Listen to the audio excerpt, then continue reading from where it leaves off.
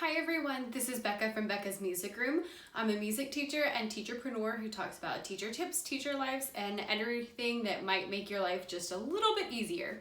Today we're talking specifically about reaching your Teachers Pay Teachers goals. If you like this video, please make sure that you like, subscribe, and share so that it can help other teachers out. All right, so right now, at least while I'm filming this, it is the beginning of January. So everybody is talking about their goals and their resolutions and all the things they want to do this year. And I want to make sure that you actually get them done. Of course, if you're watching this and it's July or August or any other month of the year, that is okay too. Like, it is never too early or too late to look at your goals and try to figure out how you can achieve them.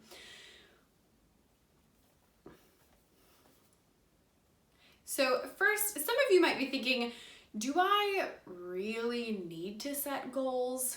And the answer is yes. You do need to set goals. It is so important to know not only where you want to go, but how you want to get there.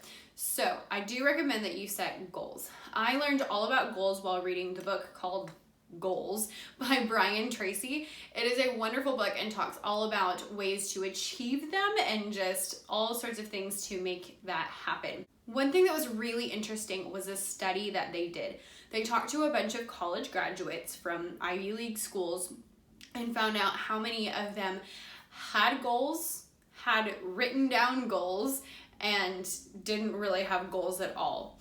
What they found is that even just between the students who had a goal versus the students who had them and wrote them down, the students who wrote them down were way more successful than the students who just had one in mind. I think the reason this is just because when you write something down, it really changes what it is. It makes you think about it, makes you want to work for it. And even if you don't ever look at the goals again, it still helps. I know that sounds crazy, but that was also in the book. There's lots of studies that they did where even if you write down your goals and never look at them again, it still changes things because you still are putting forth the effort to write them down, and it gets into your brain when you make that hand to brain connection about your goals. So with your goals, I would suggest doing a few different types. I always start the year off with a yearly goal, and then I also have shorter goals. So I usually do like yearly and then quarterly and then monthly. Sometimes I don't bother with the quarterly, I just do monthly, but this year I want to see if I can increase my income like halfway through. So that's kind of my goal. So I am doing by quarters to see if I can get more stuff accomplished. My suggestion would be to start with your big picture goals. Like at the end of the year, what do you want to happen in your Teachers Pay Teachers store or in your blog or in your whatever, or just in your classroom? What do you want to accomplish by the end? And then you can kind of work backwards. So if you know you want to make this much money, then start there and then figure out how you can do that.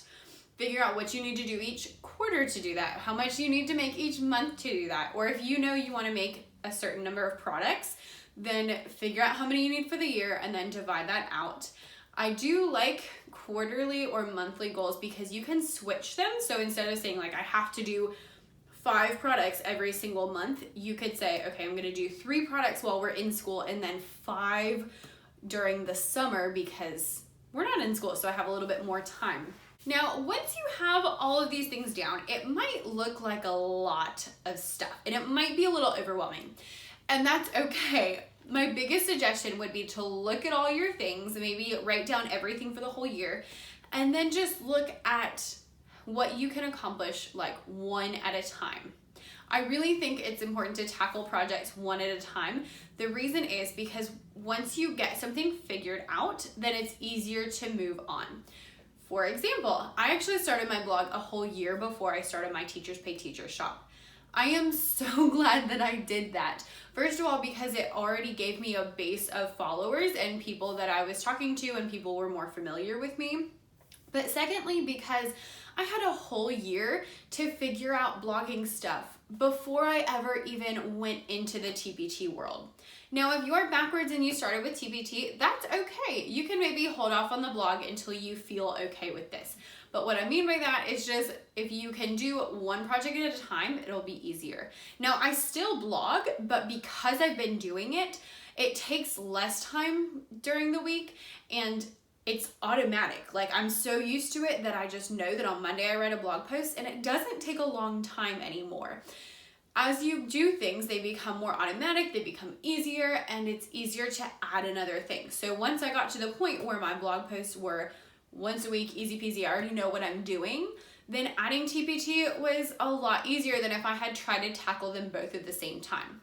Now, you might have other things like maybe you're trying to conquer Pinterest or YouTube or whatever, but just pick one thing and conquer that first. So whether you give yourself a month for that, or a quarter for that, or half the year for that, or just the whole year for one thing, that's okay. Don't feel like just because you want to do 2 things in the year, or 5 things in the year, or 10 things in the year, that you have to do them all now. One of my goals, for example, for January is to get my YouTube kind of figured out and on a schedule so that it can be a little bit more automatic.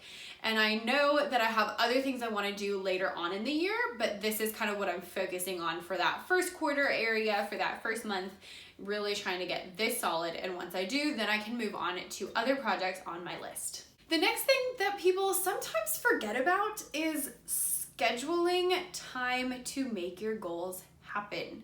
I think this is really truly one of the #1 reasons that New Year's resolutions fail, because people think, oh, well, I want to learn to play the cello. And then they don't give themselves time to play the cello. Or they don't, get a cello teacher. They don't, put forth the effort into getting that. Or if you say, I want to lose weight, but you don't give yourself time to research what you should be doing, find new recipes, make good dinners. If you don't give yourself time to go to the gym, you're not gonna lose weight. So the same thing goes with this. If you know that you have these 5 things you want to get done this year, then you need to schedule out time to make them happen. So that might be doing like a block of time each day or each week to make sure that whatever your goals are happening. Not just do you want specific times to allot to those things, but you also want specific times of the year that you want to work on them. So just like I said, you should tackle one thing at a time. If you know you want to master whatever, let's say YouTube, if you want to start YouTubing or making product videos, then assign some time for that. Like, you might not have time right now, and that's okay. You could say, okay, in June, July, August, I'm gonna work on video, and that's gonna be my goal for June, July, and August. That way it kind of gives you less stress, because you know that from now until then, it's not that big of a deal. You don't have to worry about it. You can think about it, you can research it, but you don't have to actually go for it yet. And that gives you less stress, first of all, than trying to do all of your things at the very beginning of the year, like right this second. And it just, makes it a little bit easier. You also know that, okay, if I'm going to be conquering something new during this time, I should maybe make sure that everything else is ready. So maybe adding 1 more product a month from now until then, so that even if you're making less products while you're working on something else, you still have them in your store. If you're looking at yearly things and thinking about how you can maybe structure them a little bit better, I do want to show you really quick. Like, this is my 2019 goals. This is actually like what I plan to do this year. And so I do have income goals, because I do think that's important, just because how much money you want to make drives how much work you're going to do. And then I have like project goals. That means, I want to do 1 blog post per week, and I want to do 4 TPT products per month and things like that. Those are project goals for me. And then I also have some personal goals that are down here at the bottom. What I did is I went through and put the quarters down, and I assigned different things to different places. Like, even if you just think of, one of my things is that I want to organize my art studio, because it's not the best right now. If you don't know, I do paint pictures and I sell them on Etsy. You can always find them in the link down below. So I have an art studio, and right now it really needs some help. And so I really want to organize my art studio, and I want to do that during quarter 1. But then I also, in my personal life, would like to build a garden outside. And so I'm putting that in quarter 2 because I know I'm not going to have time in quarter 1 and also because it's cold. So just practically, it's going to work better in quarter 2. Those are things that you can kind of work out on there. What I don't add in that is things that are reoccurring. Like I'm going to write 1 blog post per week on every quarter because I know I'm going to do that every week for the whole year. Now, when I do monthly planning, I do put that in there. So I'm going to do a video about monthly planning later, but this is just kind of what my monthly plan looks like. I do one every month, and I put blog posts with ideas, I put video ideas, I put TPT things I want to do, I put income goals and other random to-do things that I need to do. And I do one of these every month, but I don't feel the need to put on my 2019 goals, write this many blog posts, because I know I want to do 1 per week. With that, make sure that you give yourself ample amount of time to accomplish everything. If you want to make 5 products in a month, but you don't give yourself the time to do that, it's probably not going to happen. Now, I have a few videos about time management and how to run your blog in a very shortest amount of time that I'm going to link down below so that you can check those out and listen to them. I'm not going to go super deep into it now, but just putting it out there that if you want to accomplish things, you have to have a time to do it. That might be in the afternoon, that might be in the evening when your kids go to bed. For me, that's actually in the morning, first thing when I wake up. You could also work maybe during lunch, whatever. It doesn't matter when, just make sure that you have some sort of time that you can get things done, because otherwise you probably won't. My last point is that you should reward yourself for what you have done, but only reward yourself for things that you yourself are in control of. Are you in control of your income? Not entirely. Of course, you can put forward things to make more money, but ultimately, you're not the one buying your stuff, so you don't necessarily have a say over how much you make from month to month.